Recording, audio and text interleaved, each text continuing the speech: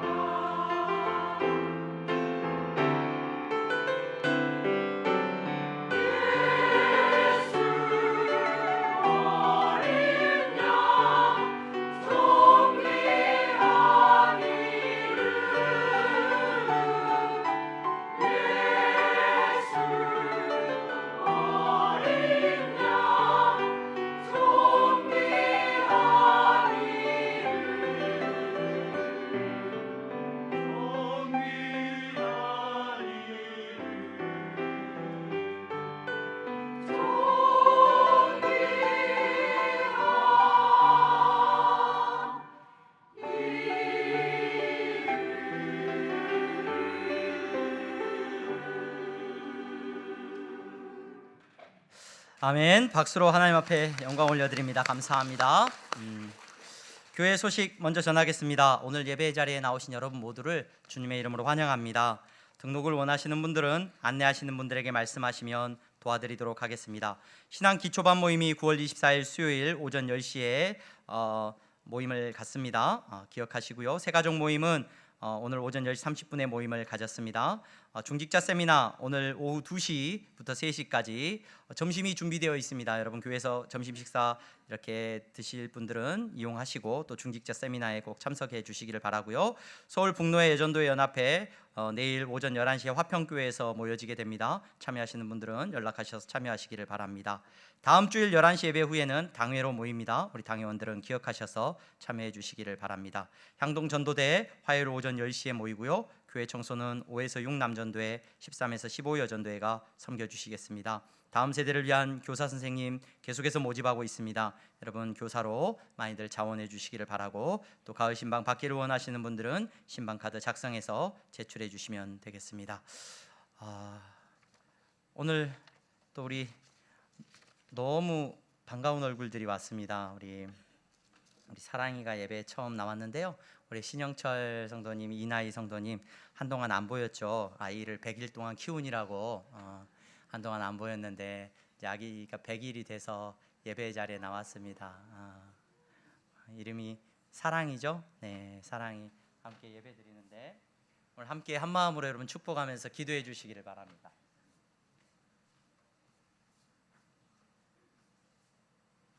우리 같이 기도하겠습니다.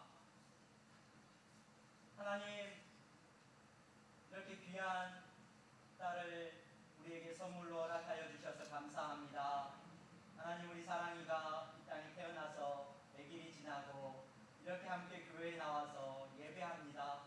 하나님, 이 가정을 축복하시고 우리 사랑이를 축복하여 주시옵소서. 하나님, 이 귀한 딸이 자라면 자랄수록 하나님 나라의 존귀한 딸이 되게 하시고 영광스러운 딸이 되게 하여 주시기를 원합니다. 부모의 기쁨이 되게 하시고 교회의 자랑이 되게 하시고 하나님의 영광을 위하여 쓰임받는 아름답고 복된 딸이 되게 하여 주시옵소서. 우리가 사랑이가 자라는데 하나님 모든 필요한 것들을 주님이 채워주시기를 원합니다. 이 가정을 통하여서 주님 공급하여 주시는 은혜가 넘쳐나게 하시고 사랑이를 키우는 우리 두 분 엄마 아빠의 삶 위에도 위로와 감사가 넘쳐나게 하여 주시기를 원합니다. 지친 심령 위로하여 주시고 날마다 주님께서 은혜 내려 주시옵소서. 하나님 너무너무 감사하며 예수님의 이름으로 축복하며 기도합니다. 아멘. 감사합니다.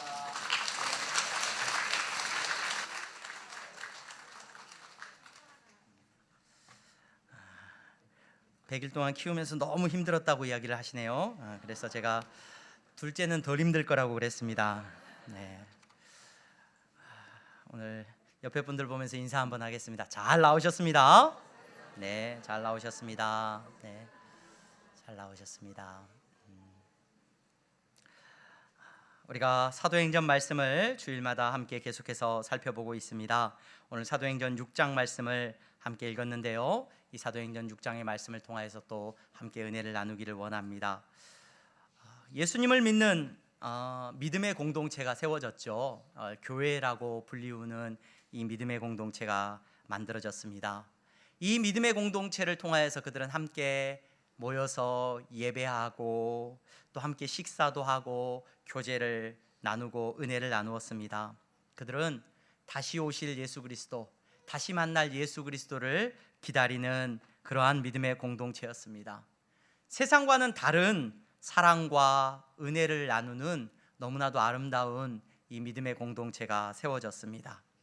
여러분, 이 공동체가 사도행전에 등장을 하고 교회라고 불리우는 이 공동체가 나오고 있는데 이분들이 어디에서 모였을까요? 어디에서 모여서 이렇게 교제하고 예배를 드리고 또 식사를 하고 했을까요? 아마 그들이 교회라는 건물을 짓고 모이기는 굉장히 힘들었던 것 같아요. 그래서 함께 모이는 것, 1,000명이든 5,000명이든 10,000명이든 많은 사람들이 함께 모이는 것은 굉장히 크게 힘들었던 일 같아요. 그래서 한번 많은 사람들이 모이려면 주로 성전의 뜰 같은 데서 모이게 되는데, 그렇게 사람들이 모이면 어떤 일이 일어납니까? 박해받고 핍박받는 일들이 많이 일어났던 것들을 우리는 볼 수가 있었습니다. 여러분, 그래서 이분들은 이 모임을 갖는 것, 예배를 드리고 또 식사를 하고 하는 것들을 가정 중심으로 했을 것이다 라고 많은 사람들이 이야기를 합니다. 어느 가정을 오픈할 수 있으면 그 가정에서 모여서 함께 식사도 하고 예배도 하고 교제할 수 있는 거죠. 마가의 다락방이나 다른 많은 어떤 가정들처럼 그들의 예배는 그렇게 가정을 중심으로 드려졌던 것으로 생각할 수가 있습니다. 그런데 이렇게 소그룹으로 모이다 보니까 그 초대교회 안에 지금 예수님을 믿는 믿음의 무리 안에 이렇게 그룹이 형성되는 것 같아요. 함께 모이는 그룹이 형성이 되죠. 그 대표적인 그룹이 오늘 우리가 읽은 본문에 등장을 하고 있는데 헬라파 유대인들과 또 성경에 보면 히브리파 유대인들이 있었다라고 말을 해주고 있습니다. 교회 안에 헬라파 사람들이 있었고 히브리파 사람들이 있었다. 헬라파는 어떤 사람들이고 히브리파는 어떤 사람들인가? 이 부분에 대해서 성경학자들이나 많은 분들이 연구를 하고 이야기를 하는데 최근에는 많이 의견들이 모아지고 있는 게 언어의 차이였을 것이다 이야기를 합니다. 이게 무슨 말이냐면 이 당시에 예루살렘이 머물러 있었던 이스라엘이라고 하는 나라는 로마의 점령지입니다. 로마가 점령하고 있었던 나라인데 이 로마의 점령지였던 이 예루살렘과 이스라엘 사람들은 대부분 어느 나라 말을 썼냐면 아람어라는 언어를 썼습니다. 이 아람어는 히브리어와 아랍어가 섞여 있는 그런 언어를 말합니다. 왜 히브리어를 쓰지 않았습니까? 히브리어는 구약 성경에 기록되어진 언어로 그들이 거룩한 언어라고 생각을 했어요. 이 거룩한 언어를 화장실 간다거나 싸운다거나 다툴 때 쓴다는 것에 대해서 그들은 불경건하게 생각했고 지금도 이스라엘에 가면 히브리어를 그들이 쓰기는 쓰는데 정통파 유대인들, 굉장히 오토독스한 유대인들은 이 히브리어를 쓰지를 않아요. 히브리어를 자기들의 일상생활 속에서 쓰지 않고, 왜냐하면 성경에 쓰인 언어로 어떻게 내가 일상의 삶을 살아갈 수 있느냐 그러면서 이 사람들은 이디시어라는 언어를 사용하기도 합니다. 근데 어찌하든지 간에 이 당시에는 그 예루살렘 지역에 많은 사람들이 아람어를 썼습니다. 근데 아람어를 쓰는 사람들만 있는 것이 아니라 그 지역에는 그리스어를 쓰는 사람들도 많이 있었어요. 왜냐하면 로마가 점령하고 있었던 지역이었고 또 예루살렘을 떠나서 멀리 몇 대째 다른 지역에서 살던 사람들이 예루살렘에 와서 제사를 지내거나 예루살렘으로 이민을 오거나 하는 경우에 그들의 공용어는 당시 로마가 점령하고 있었던, 로마는 라틴어를 쓰죠. 그러나 이 로마가 정치적으로 점령한 나라들은 문화적으로는 그리스어, 헬레니즘 문화가 보편화되어 있었어요. 그래서 그리스어를 일반적으로 썼습니다. 그래서 그 시대의 공용어가 만국 공용어가 그리스어로 사용이 되었는데, 그래서 그 예루살렘에 있는 사람들 가운데 특별히 복음을 듣고 예수님을 믿게 된 사람들 가운데 그런 부류의 사람들이 나뉘어져 있었던 것 같아요. 앞서서 성령이 임했을 때 각 나라 말로 제자들이 전도하기 시작했거든요. 그 결과 많은 다양한 언어를 쓰는 사람들이 교회 안에 들어와 있었고, 대표적으로 이 아람어를 쓰는 이 히브리파 유대인들, 이분들이 대부분이었겠죠. 또 사도들이나 제자들도 대부분 다 이 아람어를 쓰는 히브리파 유대인들이었어요. 그리고 그들과 함께 또 교회 안에는 그리스어를 쓰는 헬라파 사람들이라고 불리우는 그러한 사람들도 소수이지만 있었던 것 같아요. 근데 이 사람들이 예배를 어떻게 드려요? 우리처럼 이렇게 다 같이 모여서 드리는 것이 아니라 나눠서 가정마다 이렇게 예배를 드렸던 것 같습니다. 그리고 그 예배를 통해서 그들은 교제하고 친교도 하는 거죠. 그런데 교회 안에서 어떠한 일이 일어납니까? 그러한 교회 안에서 여러분 구제함이 있습니다. 이 구제는 당시 유대인들의 아주 중요한 풍습 중에 하나였어요. 구약의 유대인들은 율법 가운데서 이 구제함을 굉장히 중요하게 여겼어요. 구제를 통해서 구원을 얻을 수 있다고까지 믿었어요. 그래서 이 구제라는 단어가 어디서 유래되냐면은 사디크라는 의로움이라는 단어에서 이 구제를 갖고 와가지고 구약 성경에 의롭다라는 단어를 전부 구제함으로 바꿔버리기도 해요. 그만큼 유대인들은 구제를 중요하게 생각을 했는데, 유대인들의 구제가 일반적으로 두 가지가 있어요. 과부들이나 이렇게 못 먹고 사는 사람들, 하루 벌어 하루 먹어야 되는 사람들, 그 당시에 과부들은 극빈층이었고 또 가난한 사람들이 정말로 구제함이 없으면 살 수 없는 사람들이 많이 있었어요. 그 사람들에 대해서 유대인들이 구제를 하는데 날마다의 구제가 있어요. 그리고 또 한 번에 모아서 옷이나 이런 것들을 구제하는 구제들이 있었는데, 그 날마다의 구제하는 것들을 교회가 그대로 가지고 들어와서 교회 안에서 성도들이 자신들의 재산을 내어놓음으로 서로 구제하고 나눔이 있었단 말이에요. 그래서 그런 구제함과 나눔 가운데서 이제 어떻게 구제함과 나눔이 이루어지느냐, 말씀드렸다시피 그룹이 있습니다. 그러면 예수님의 사도들이, 제자들이 필요한 구제 물품을 날랐을 거예요.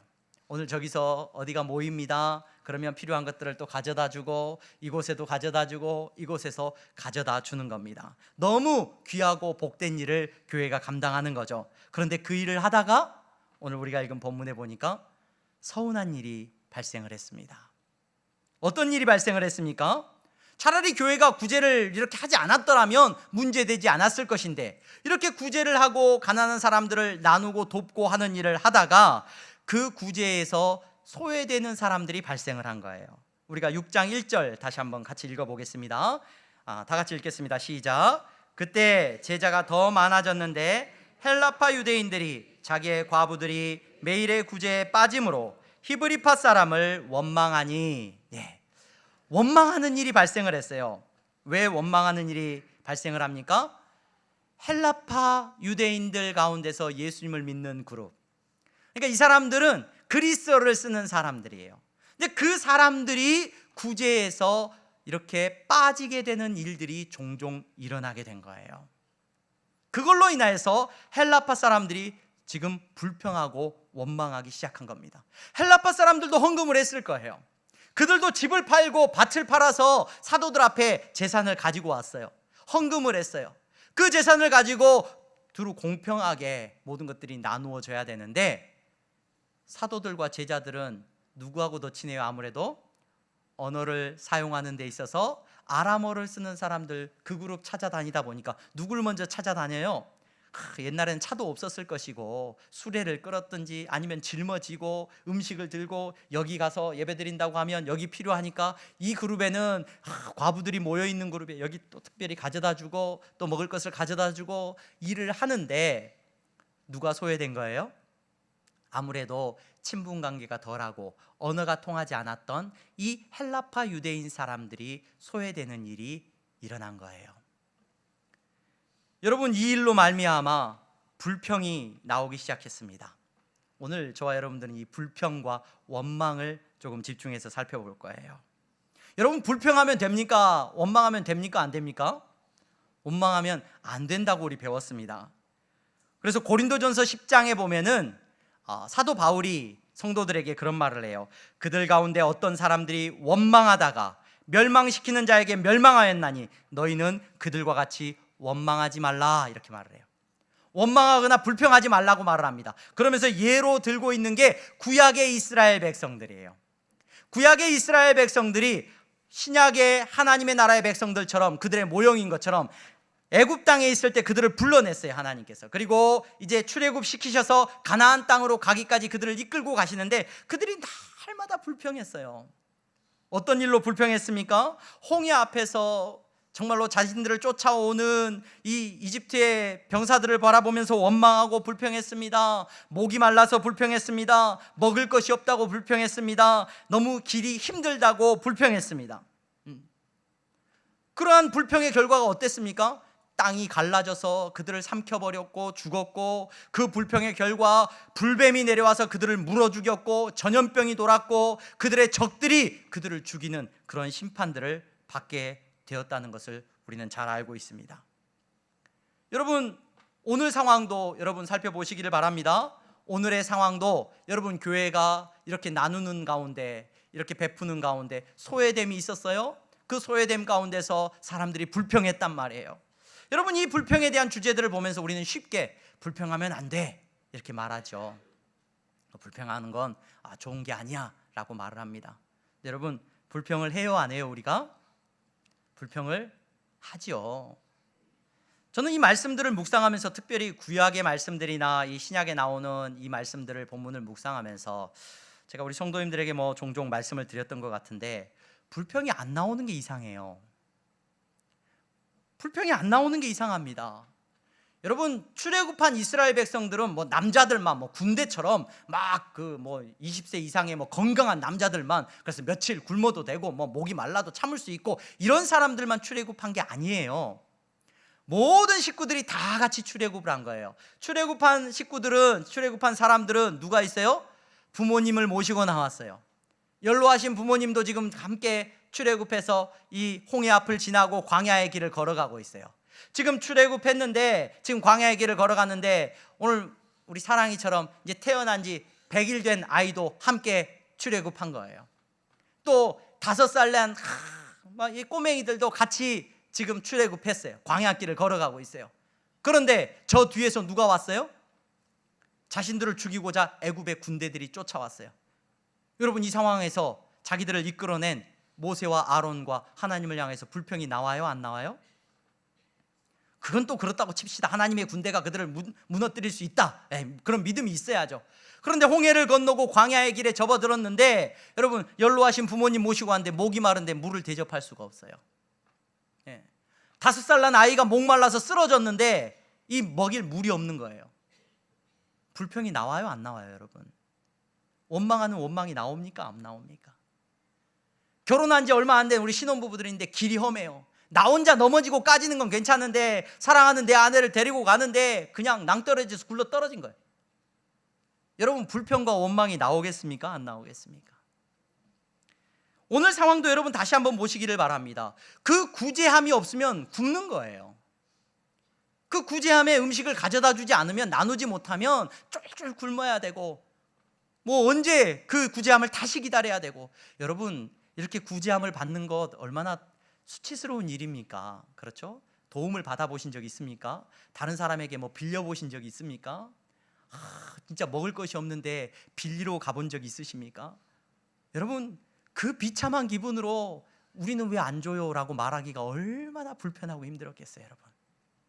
그 불편한 마음을 가지고 있는데 한 번만 그런 게 아니라 틈만 나면 자기들은 빠진다고요, 구제에서. 여러분, 그런데 그 상황 속에서도 불평하지 마, 원망하지 마. 여러분들의 삶은 어떻습니까? 신앙생활 하면서 여러분, 불평하거나 원망하는 일이 없습니까? 불평하거나 원망하는 일이 우리의 삶 속에도 저마다 누군가가 나를 삶을 이해한다면 내 불평과 원망을 틀림없이 이해할 거야 라고 말할 수 있는 불평과 원망의 주제들이 얼마나 많습니까? 근데 여러분, 저는 이 본문을 묵상하면서 그래서 여러분들에게 나누기 위해서 여러분 불평하지 마세요, 원망하지 마세요 라고 쉽게 말을 못하겠어요. 왜냐하면 저희 딸들이 이 설교를 듣는다면 아빠를 이렇게 쳐다볼 거예요. 태생적으로 저희 아내는 불평을 잘 안 하는데 저는 좀 불평을 많이 하는 사람인 것 같아요, 제가 돌아보니까. 그래서 하나님, 이게 이 상황 속에서 불평하지 않고 원망하지 않는 것이 무엇입니까? 라고 다시 한번 질문을 하게 됩니다. 그런데 제가 오늘 재밌는 사실을 하나 보게 된 게 뭐냐면, 여러분, 구약의 이스라엘 백성들은 불평하고 원망해서 어떤 결과를 맞아요? 땅이 갈라져 가지고 집어삼키고요, 그리고 불뱀에 물려서 죽게 되고요, 그리고 전염병이 돌아서 죽게 되고요, 적들이 와가지고 다 죽이고 막 멸망하게 되고 어마어마한 사람들이 심판을 받게 돼요. 자, 오늘 신약에서도 여러분 이 불평이 생겼어요. 그 결과가 어떻느냐? 7절 말씀 한번 읽어보겠습니다. 7절 우리 다 같이 읽겠습니다. 시작. 제자의 수 더 심히 많아지고 허다한 제사장의 무리도 이 도에 복종하니라. 불평과 원망으로 시작이 됐는데, 불평과 원망이 심판과 혼냄과 징계가 아니라 여러분 어떤 결과가 이 교회 공동체 안에 일어난다고요? 지금 하나님의 말씀이 점점 왕성하여지고 예루살렘에 있는 그냥 사람들이 많이 오는 정도가 아니라 제자의 수가 더 심히 많아지고, 심지어 제사장의 무리도, 제가 말씀드렸죠, 제사장의 무리, 사두개파 사람들, 예수님을 극렬히 반대했던 그 제사장의 무리마저들도 이 예수님을 믿는 도에, 이 공동체 안에 몰려오기 시작하더라는 거예요. 똑같이 불평하고 원망했는데 왜 이렇게 다른 결과를 경험하게 되는 겁니까? 여러분, 저는 이 차이를 저와 여러분들이 조금 주목하여 볼 수 있었으면 좋겠습니다. 구약의 이스라엘 백성들이 불평하고 원망했습니다. 어쩔 수 없는 상황입니다. 여러분, 신약의 이스라엘, 지금 신약의 하나님의 백성들, 이 교회의 성도들도 불평하고 원망했습니다. 여러분, 불평하고 원망해야죠. 문제를 해결하기 위해서는 목이 마른데 불평하고 원망이 나오지 않는 것이 이상하다는 겁니다. 그런데 여러분, 구약의 이스라엘 백성들은요, 불평하고 원망하다가 이제 마지막에 어떻게 되냐면, 통곡하다가 다 항상 마지막쯤 가면은 문제 해결책이 돌멩이를 들어요. 돌을 들고 누구를 죽이려고 해요? 모세와 아론 나와 그래요. 모세와 아론 나와. 너네 때문에 우리가 이렇게 됐으니까 너네 죽어야 되겠다 그래요. 모세와 아론에게 책임을 탓하고 너네 탓이야 라고 말을 하고, 심지어 너네 탓이야 원망이 어디로까지 이어지냐면 하나님을 부인하는 것에까지 이르러져요. 하나님이 이렇게 하시면 안 되지. 그래서 틈만 나면 어디로 돌아가겠대요? 이집트로 돌아가자 그래요. 구약의 이스라엘 백성들을 하나님께서 하나님 나라의 백성으로 부르시고 그들을 이스라엘이란 나라로 세우시기를 원하셨는데, 그들은 틈만 나면 우리 돌아갈래 그래요. 돌아갈래. 오늘 사도행전 6장에 나와 있는 이 불평과 원망의 자리에 하나님께서 그 실패한 이스라엘 백성들을, 그들을 심판하셨던 것처럼 심판하시는 것이 아니라 성령님께서 오늘 그들 가운데 역사하십니다. 예수 그리스도 안에서 한 몸을 이루게 하신 그들을 통하여서 놀라운 은혜를, 문제보다도 불평보다도 더 큰 은혜를 그들에게 경험하게 하시는 것을 우리는 볼 수가 있습니다. 여러분, 불평할 수 있습니다. 원망할 수 있습니다. 그런데 이 불평과 원망이 어떻게 극복됐느냐? 십자가를 경험한 성도들은 한 몸을 이룸으로 이 불평과 원망이 넘어가지는 것을 우리는 경험할 수가 있습니다. 이게 무슨 말입니까, 여러분?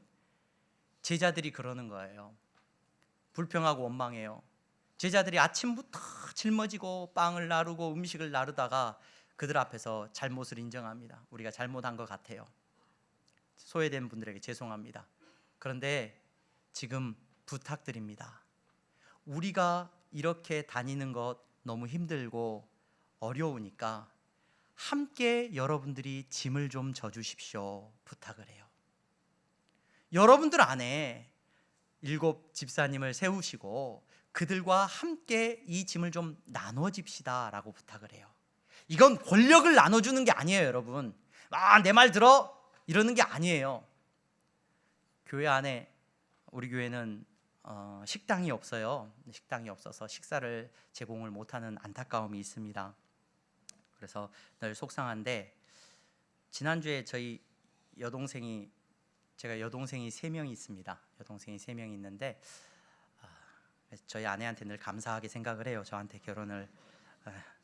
여동생이, 막내 여동생이 미국에 있는데, 이 미국에 있는 막내 여동생이 이제 신앙생활을 하고 있는데, 그곳에서 저한테 지난주엔 뜬금없이 그 가족 카톡에 글을 하나 올렸어요. 오빠, 저희 여동생이 보내준 그 글 그대로 읽어볼게요. 오빠, 교회 식당은 영원히 없어도 되네잉. 절대 네버 에버. 그래서 제가 식당이 없어도 된대요. 그래서 무슨 소리야? 그런데 그 다음에 답글이, 식당은 자기가 생각할 때는 교회 안에서 인정해주는 범죄 속을 느낌, 이렇게 적어놨어요. 교회 식당이 범죄 속을 같대요. 범죄 속을. 여러분, 함께 도와줄 사람에게 7 집사님을 세우고 함께 나눕시다라고 부탁을 했을 때 이거는 권력을 이양하는 게 아니에요, 여러분. 같이 좀 도와달라는 거예요. 같이 좀 수고하자는 거예요. 이 어려움 앞에서 제자들이 부탁한 거예요. 사도들이. 여러분, 제자들 다 모으고 우리 이 짐을 좀 나눠집시다 부탁을 한 거예요. 저는 그 다음에 5절 말씀의 앞부분에 이렇게 기록되어 있어요. 이 말을 들은 그 사람들이, 제자들이 함께 모인 교회 공동체가 5절 말씀 앞부분에 이렇게 기록되어 있죠. 온 무리가 이 말을 기뻐했다라고 말을 해요. 기뻐한다는 이 말의 의미가 여러분 뭐예요? 그냥 권력을 나눠주는 게 그게 아니라 함께 수고하자고 부탁하는 사도들의 부탁을 듣고 그들은 기뻐했어요. 함께 짐을 나눠지기로 결정한 거예요. 여러분 식당에 가셔서 밥을 먹어야 되는데 식당에 딱 가서 앉았는데 음식이 늦게 나와요. 그럼 여러분 어떻게 하십니까? 왜 이렇게 늦게 나와? 말을 하죠. 또 음식을 갖다 줬는데 또 이 서비스하는 분이 숟가락 젓가락을 안 갖다 줬어요. 그럼 뭐라고 하실 거예요? 왜 안 갖다 주냐고? 숟가락 갖다 주지. 처음엔 좋게 말했는데 한 3-4번 말했는데도 안 갖다 줘. 여러분 어떻게 해요? 네, 화를 내겠죠. 우리 남자분들 집에 가서 밥을 먹으려고 이제 퇴근하고 집에 딱 왔는데 숟가락을 안 갖다 줬어요. 아내가. 숟가락 좀 갖다 줘 그랬는데 바빠서 못 갖다 준대. 그럼 어떻게 해야 돼요? 어떻게 해야 돼요? 소리를 질러야 됩니까? 화를 내야 됩니까? 일어나서 갖고 와야죠. 그렇죠?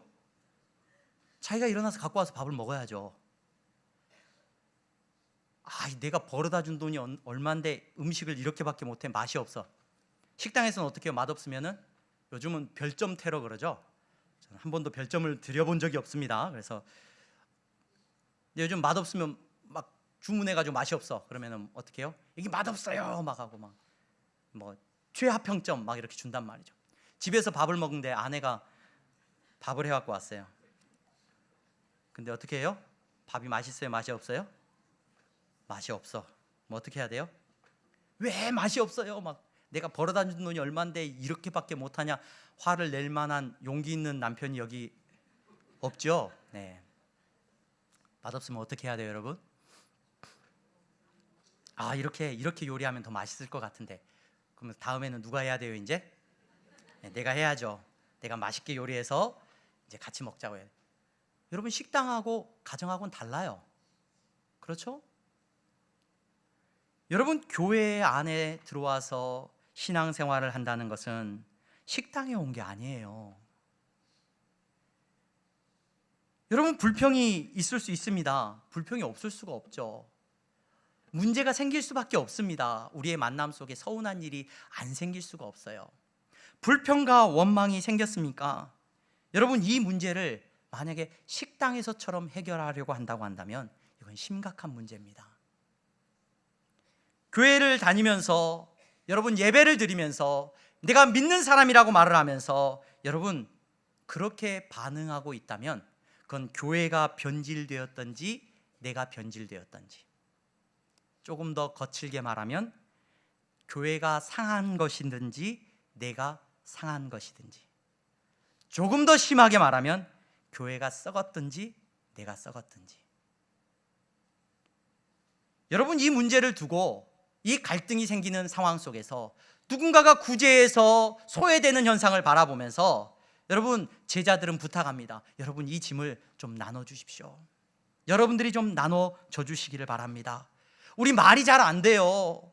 어디에서 오늘은 여기서 모인다 그랬는데 우리가 거기로 갔는데 자기들끼리 예배 모인 장소가 또 옮겼더래요.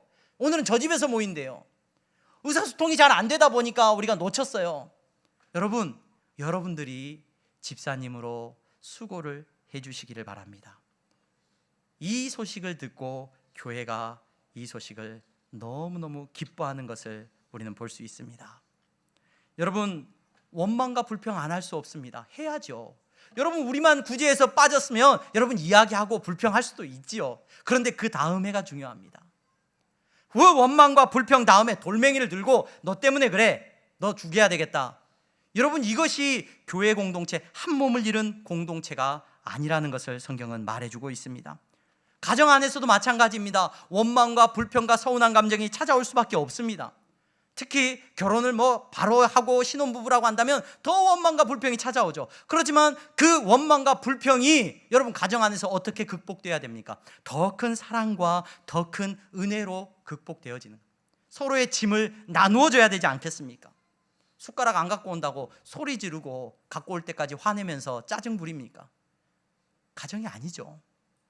여러분 서로 이해할 수 없는 부분들이 발견되어집니까? 원망과 불평이 옵니까? 서운한 것이 찾아옵니까? 여러분 더 사랑하는 기회가 되어야 될 줄로 믿으시기를 바랍니다. 그것이 가정이고 그것이 한 몸을 이룬 믿음의 공동체라는 것을 잊지 마시기를 바랍니다. 교회는, 여러분 이 믿음의 공동체는 서비스를 제공받는 곳이 되면 안 됩니다. 서비스를 제공받는 곳에서는 항상 불평과 원망이 나와요. 그래서 서비스가 더 좋은 곳을 찾아서 헤매는 여러분 성도에게 능력도 없고 희생도 없고 여러분 헌신도 절대로 드러날 수가 없습니다. 오른손으로 짐을 들다가 오른손이 너무 힘들어요. 팔이 빠질 것 같아요. 그래서 떨어뜨렸어. 물건이 깨졌어요. 그러면 오른손을 바라보면 왼손이 야 너는 왜 그랬냐, 그 귀한 걸 왜 떨어뜨렸냐, 그거 팔아야지 돈을 버는데 그거에 대해서 원망합니까? 왼손이 무거워서 들 수 없을 만큼 힘들면 왼손이 나서서 들어주는 거예요. 그게 여러분 믿음의 공동체라는 것을 잊지 마시기를 바랍니다. 이제 그들은 서로 돕기 위하여 집사님들을 세웁니다. 이 7분의 집사님들은요, 여기서 사도들과 제자들이 세우는 7명의 집사들은요, 이 사람들의 이름을 다들 성경학자들이 분석한 결과 전부 다 헬라파 유대인이라고 그래요. 한 명도 히브리파 유대인이 없어요. 다 그리스 말 쓰는 주류였던, 우리가 이동안 그렇게 했는데 이 7명의 집사님들은 누가 필요하냐? 헬라 말을 쓸 줄 알고 그리스어를 쓸 줄 아는 소외되었던 그들이 다 교회 안에 중심부로 올 수 있도록 7명의 집사님들을, 그분들을 세우게 됩니다. 여러분 나중에 이분들을 통해서 복음이 증거됩니다. 이 7 집사님을 통해서, 스데반 집사님을 통해서, 빌립 집사님을 통해서 여러분 헬라 지역에, 로마가 점령하고 있었던 그 많은 지역에 이들을 통하여서 복음이 놀랍도록 증거되는 것을 우리는 볼 수가 있습니다. 오늘 예배 자리에 나오신 여러분, 우리 향동교회는 장로교회입니다. 장로교회 안에는 집사라는 직분이 참 많습니다. 세례받고 교회 좀 다니다 보면 전부 뭐라고 불러요? 집사님, 집사님 불러요. 어떤 분이 다른 교회에서, 다른 교단에서 신앙생활 하시다 오신 분이 거기는 장로님이 안 계시고 집사님만 계신대요. 집사님만 계시는 곳은 너무 귀해. 집사님이 그래서 집사님이라고 불렀더니 자기 집사님 아니라고, 집사 아니라고 이렇게 말씀을 하셨어요. 집사에 대해서 귀하게 여기시는 그런 마음이 있어요. 근데 그럼에도 불구하고 우리 향동교회 성도님들 웬만하면 여러분 연초가 되면 막 집사님 명단이 막 수십 명이 나가죠. 네. 세우는 이유가 있습니다, 여러분. 네. 어떤 이유에서? 여러분들은 향동교회 한 몸을 이루는 분들입니다. 짐을 함께 나눠집시다라는 의미라는 걸 여러분들이 기억할 수 있었으면 좋겠습니다. 이렇게 짐을 나눠지는 사람들 7명이 세워지는데 그 사람들이 어떤 사람으로 세워지느냐? 성령과 지혜가 충만한 사람들로 세워지죠. 성령과 지혜가 충만하다. 여러분 성령 충만 당연한 거 아니겠습니까? 여러분 예수 믿는 그 믿음이 성령 충만함으로 말미암아 우리 가운데 찾아온 거예요. 거기와 함께 지혜가 충만한 사람들이에요. 성령과 지혜가 충만하다는 것의 의미가 여러분 뭔지 아십니까? 여러분 우리 예수 믿는다고 그러잖아요. 구약의 이스라엘 백성들은 율법으로 구원을 얻어요. 그 율법을 따라간다고 그래요. 그러면 그들의 삶이 율법을 어떻게 지키느냐에 대해서 그렇게 치열하게 여러분 그들은 고민해요. 안식일을 거룩하게 지켜라, 유대인들에게 주신 계명이에요. 그럼 안식일을 어떻게 지키는 게 거룩하게 지키는 거예요? 거기에 따른 규례만 해도 어마어마해요. 그래서 잠언에 나오는 그 지혜는 대부분 율법을 어떻게 지켜나가는지에 대한 지혜예요. 여러분 저와 여러분들도 지혜가 충만하기를 원합니다. 우리의 지혜는 어떤 지혜냐? 성령님께서 우리 안에 계셔서 예수 믿게 하셨는데 그 예수님을 믿는 삶에 대한 구체적인 모습을 말하는 거예요. 그 구체적인 모습에 대해서 디모데전서 3장 8절에 보면 사도 바울이 이런 사람을 집사님으로 세우십시오 라고 말을 하면서 권면해줘요. 이 사람들이 바로 지혜가 충만한 사람들이에요. 그 사람들은 정중하고 일구이연하지 않고 술에 임박히지 아니하고 더러운 일을 탐하지 않고 깨끗한 양심의 믿음의 비밀을 가진 사람이어야 된다. 이후에도 쭉 집사님의 자격들이 나오는데 이 사람들은 어떤 사람들이냐? 존귀한 사람들을 말합니다. 정중하다는 것. 그 다음에 일구이연하지 않다는 말은 딜로고스라는 말인데 두말하지 않는다는 거예요. 무슨 말이냐면 기준이 2개가 아니라는 말이에요. 구약에 보면은 속이는 추를 갖고 다니는 사람들이 있다 그랬어요. 나한테는 이익되면 이렇게 말했다가 다른 사람 앞에서는 이렇게 말하고 내 이익을 위해서 말을 바꾸는 사람이 아니라는 거예요. 집사의 직분은 술을 많이 마시지 않는다는 건 뭘 말하는 거예요? 쾌락에 중독되어 있지 않는 것을 말합니다. 부정한 이득을 좋아하지 않습니다. 깨끗한 양심을 지킵니다. 믿음의 비밀을 가진 사람입니다. 예수 믿고 예수님을 따라가는 삶에 대한 지혜의 모습을 말하는 거예요. 여러분 그런 사람들이 함께 짐을 나누어질 때 여러분 이 불평과 원망이 변화해서 어떤 결과가 나타난다고요? 원수들마저도 예수 믿게 되는 역사가 일어난다는 것을 성경이 말해주고 있습니다. 오늘 예배 자리에 나오신 여러분, 원망과 불평은 없을 수 없습니다. 그러나 그 원망과 불평으로 어떤 가정은 서로 사랑하고 더 많이 사랑하고, 어떤 가정은 하나님께서 축복하시는 그 놀라운 축복을 누리는가 하면 어떤 가정은 원망과 불평 때문에 깨지더라고요. 우리 교회도 마찬가지입니다. 원망과 불평이 올 때 여러분 어떻게 반응하시겠습니까? 우리의 짐을 나눠지는 지혜가 있기를 주님의 이름으로 축원합니다. 기도하겠습니다. 거룩하신 하나님, 감사합니다. 사랑하는 성도들, 오늘 예배의 자리에 나왔습니다. 하나님, 저들이 서비스를 받는 자들이 아니라 하나님 나라의 짐을 서로 나누어지는 귀하고 복된 성도들 다 되게 하여 주시옵소서. 예수 그리스도의 이름으로 기도하옵나이다. 아멘.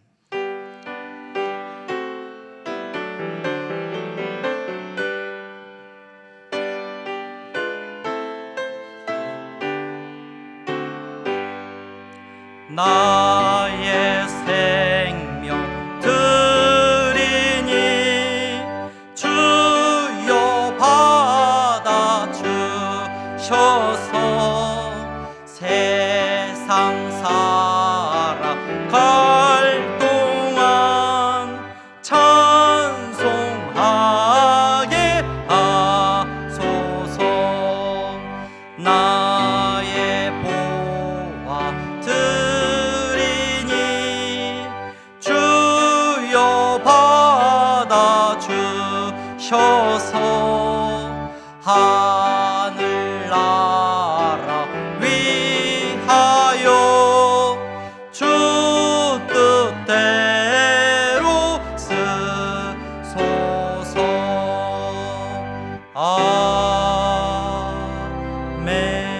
아멘. 거룩하신 하나님, 감사합니다. 사랑하는 성도들이 이 시간 하나님 앞에 예배하며 물질을 구별하여 드렸습니다. 정직한 11조와 감사의 예물을 드렸습니다. 하나님, 우리에게 허락하신 사명을 서로 감당하기 위하여 짐을 나누어지며 드리는 예물이오니 주님께서 받으시고 하나님, 이 예물이 쓰이는 곳마다 부흥의 역사가 일어나게 하여 주시기를 원합니다. 우리를 대적하는 자들도 하나님 예수 믿게 하시고, 하나님 서운한 자들이 없게 하시고, 속상한 자들이 없게 하시고, 하나님의 나라의 놀라운 역사가 일어나게 하여 주시옵소서. 아버지 하나님, 사랑하는 성도들이 가는 곳마다 메말라 있던 땅에 흘러 넘침의 은혜를 베풀어 주시옵소서. 아버지 하나님, 선교의 예물을 드립니다. 장학헌금을 드립니다. 건축헌금을 드립니다. 하나님의 나라를 위하여 드리는 예물이오니 이 예물을 통하여서 하나님의 나라가 우리 가운데 복되게 세워져 나가게 하여 주시옵소서. 경제적인 어려움 때문에 근심하고 있는 성도가 있습니다. 하나님 앞에 울고 있는 성도 있습니다. 하나님 앞에 드리고 싶으나 드릴 것이 없는 성도들이 있습니다. 하나님, 더 큰 위로와 축복을 허락하시고 우리가 나누고 베풀 수 있도록 우리를 힘있게 하시고 우리에게 지혜를 허락하여 주시옵소서. 예수 그리스도의 이름으로 축복하며 기도하옵나이다. 아멘. 우리 다 함께 일어나서 찬양하겠습니다.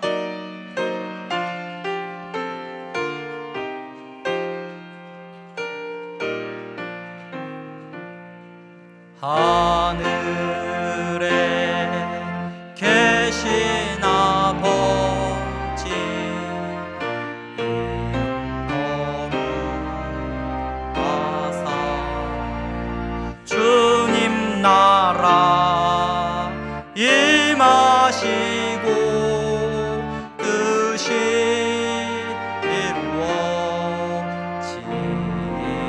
이루어지이다.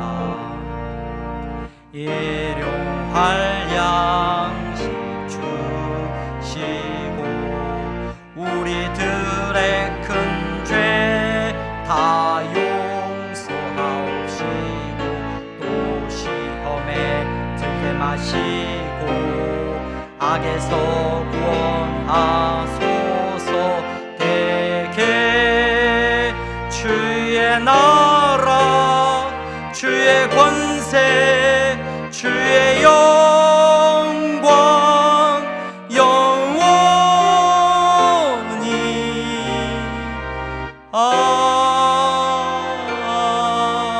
아멘.